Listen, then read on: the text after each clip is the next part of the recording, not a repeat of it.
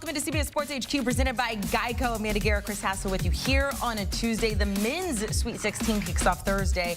I was listening to that on college basketball podcast, Gary Parrish, Matt Norlander. Gary Parrish can be a little cheeky sometimes. Cheeky? However, cheeky. Cheeky or chalky? Cheeky and chalky. Yeah. He said, and I think he's being serious, he's going to go with all 4 1 seeds to make the Final Four. I mean, they could all very well look happen. great. Houston had a little bit of a bobble late, but they survived. Norlander doesn't like that, does he? No. Well, he had St. Mary's in his Final Four, so what the hell does he know? Sometimes when you go out on the ledge like that, you pay for it. So we're going to give him a chance to redo his bracket with the Sweet 16. Here are the matchups. Favorites dominating straight up and against the spread. Double-digit favorites, 15-2 against the spread, but only one double-digit spread in the Sweet 16. That's UConn over San Diego State in a rematch of last year's national championship game.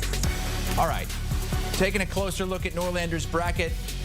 Well, we're starting to burn it, so you can't look too hard. We are going to give him another chance. Look, he still has, what, 3 of his Final Four teams out there. He had UConn beating Houston in the championship game. Also, Creighton looked pretty good. He's got them advancing out of the Midwest. But again, we're going to give him a chance to completely redo it here on HQ. So let's get to it and get Matt Norlander in here. Matt, we're going to start you off in the East, which is that where you're going to be? It's going to be a fantastic Sweet 16 and Elite 8 in Boston. Not only do we get a national championship rematch, but we get a game that you're calling the most intriguing in this round of 16, Iowa State and Illinois after that. I'm guessing since you had UConn winning it all in your original, you've got them beating San Diego State. Yeah, by the way, look at the runway from Hassel there. The bracket has been burned. That photo is at least more than 5 days old. But yes, I'm going to be in Boston. I do like UConn to beat San Diego State, and I do like Illinois to get past Iowa State. I had this matchup on Selection Sunday. Your boy here wasn't wrong about absolutely everything. I think the East provides tremendous potential for an epic Elite 8 game. And I think the Sweet 16 game between Illinois and Iowa State is the best on the board in the entire tournament there. So I'll have UConn. I'd love to know, because UConn seems to be the team that's just, they're going to be double-digit favorites against a lot of teams out there. Who would give UConn a better game? Is it the great offensive team in Illinois or the great defensive team in Iowa State? I think it's Illinois because Illinois has a bit more talent. Iowa State's a very good team. Iowa State, I think, is a better team than Illinois narrowly.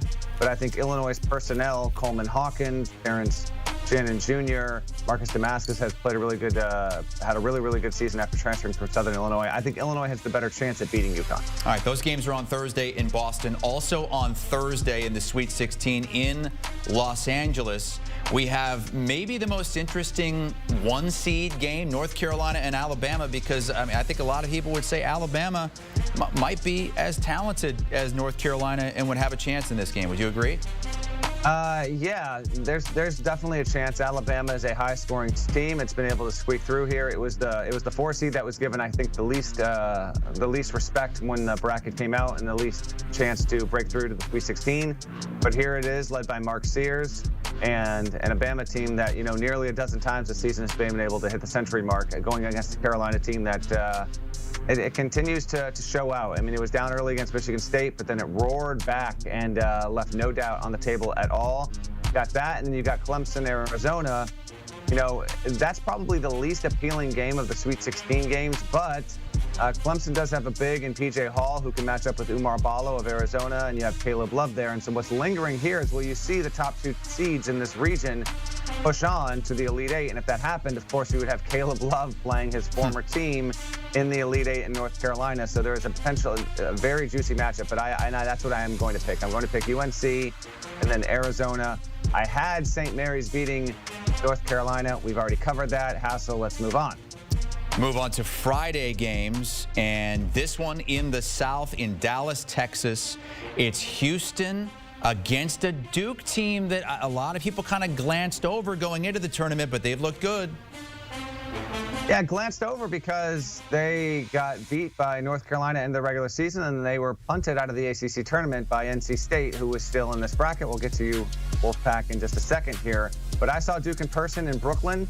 They are coming off their best game of the season. And John Shire told me, to see his team have this combination of humility, a collective humility about them, but also more aggressiveness and just a collective pursuance of a goal. I think he has been looking for an edge from this team all season long. He's seen it in pockets. He hasn't seen it consistently 2, 3, 4 games in a row, and now he's gotten it in back-to-back games in the tournament here. It's a fantastic matchup. I do have Houston moving on, and then I have Marquette beating NC State. NC State is a very fun story. It's got a chance here. But Marquette with Oso Ighodaro down low, and then Tyler Kolek. To me, this is screaming for Tyler Kolek to have an incredible game in the regional semi.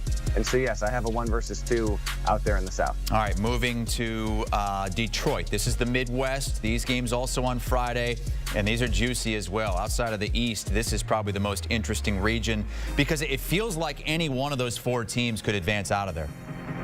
Yeah, this is the region that has the best chance for all 3 games to be awesome. That's how I define what's going down here in the Midwest. Gonzaga and Purdue have met earlier this season, and Purdue beat Gonzaga. Gonzaga and Purdue met last season, and Purdue beat Gonzaga. So we'll see if they can keep that going. I do think they will. I have Purdue moving on. Both of these teams got to this point, and they have been awesome to this point. I had Creighton over Tennessee on Selection Sunday. I still have it here.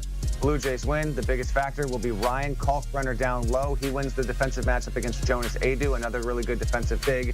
But keep an eye on Dalton Connect in this one as well. I think Creighton will go defense by committee against him, and that's my Elite Eight. Am I going right here to the 4, or are you teeing me up, Hassel? I could tee you back up here as we hit the Elite Eight. UConn and Illinois. You said Illinois is the team that could give UConn the best game in that region because of the way they play offense, but do you see them having much of a shot? I do see them having a shot. I think that UConn will get its toughest game of the tournament to date in this spot, if indeed it is Illinois. I will go with the Huskies. I have a prevailing thought and theme here. I know that UConn can be beat in this tournament, but I don't know who is beating UConn in this tournament. I'm going to have to see it to believe it. They've been awesome. And then in the West, give me Arizona. I outright refuse to pick all 1 seeds. Not my style whatsoever. Arizona moves along. Caleb Love has a big game against his former team. Boy, oh boy, what a regional final that would be out west there. So that's one half of the Final Four. And then the other half here, I had Houston on Selection Sunday making the Final Four. I will have Kelvin Sampson getting back for the 2nd time in 4 tournaments. Houston made the Final Four when it was the bubble tournament in 21. Getting past Jamal Shed versus Tyler Kolek, awesome guard matchup there. And then on Selection Sunday, this is not a switch up here. I had Creighton over Purdue on Selection Sunday. I'm still going to stick with that in what should be a terrific, tremendous game. You have Zach Edey against Ryan Kalkbrenner, a great big man matchup there. But I will go with the size of Baylor Shireman and Trey Alexander as wings overpowering Purdue and the Cougars getting onto the Final Four to face the Blue Jays. And Sportsline really loves that pick too. They think Creighton has a better chance to make the Final Four than Purdue in their simulation. So Matt Norlander in his bracket redo has a couple of 1 seeds, a 2 and a 3. Let's start with the matchup between UConn and Arizona. Yeah, if this happens, it would be Arizona's first Final Four in 23 years. It would be UConn's first Final Four in less than a year. I will go with the Huskies in this matchup because of sling and size, because of Cam Spencer shooting. I love them. So I like UConn there. And then the bottom, I will go with Houston over Creighton because of physicality. Jamal Shed leading that team. And oh, by the way, my title game here, UConn versus Houston. These have been the top 2 teams at Ken Pom dating back to the final week of November here. Houston was the #1 team in Ken Pom for the majority of the season. UConn overtook that a couple weeks ago. So I'm going with what the predicted metrics have said have been the 2 best teams in the country. And then I am going to pick.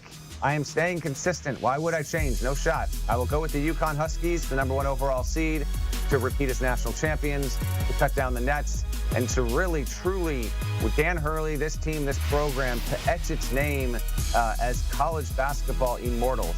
You go back-to-back, you are entering a rare club. Since John Wooden stopped coaching, the only 2 programs that have done it are Duke in the early 90s and Florida in the mid-2000s. And, when I say Florida 06-07, it has boosted that program's, status in the sport forevermore because it went back-to-back.